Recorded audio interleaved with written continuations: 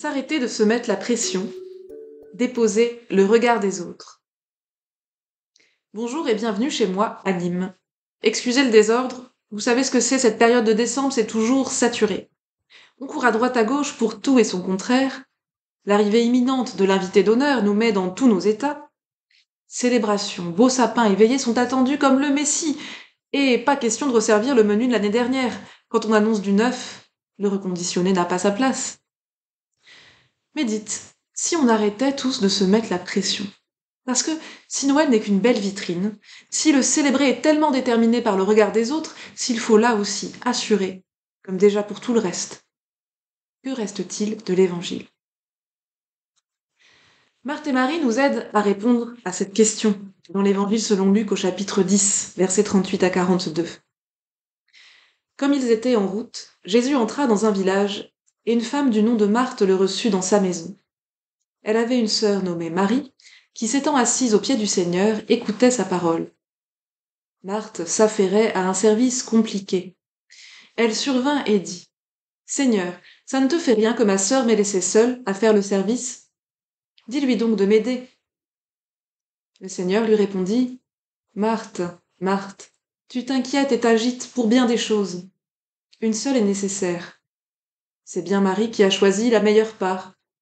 Elle ne lui sera pas enlevée. » Alors à quel service compliqué Jésus trouve-t-il Marthe affairée lorsqu'elle le reçoit chez elle? Littéralement, dans le texte grec, il s'agit de diaconie. Peut-être que la scène se situe à la veille d'une grande action de solidarité décidée par la communauté. Marthe serait alors engagée, comme on peut l'être aujourd'hui dans les marmites de l'armée du salut. Son grand cœur ou sa conscience aiguë des règles d'hospitalité l'ont conduite à accueillir Jésus chez elle, au milieu de toute son occupation. Oui, une aide serait la moindre des choses. Mais est-ce bien de cela dont il s'agit? En réalité, ce qui importe, c'est ce que ce service induit chez Marthe.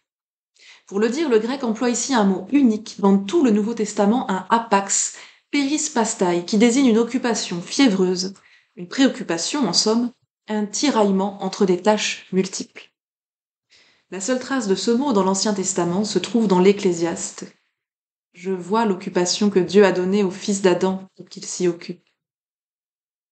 Voilà donc le service compliqué auquel Marthe s'affaire. Il est universel, partagé par toute l'humanité qui travaille et souffre et sert.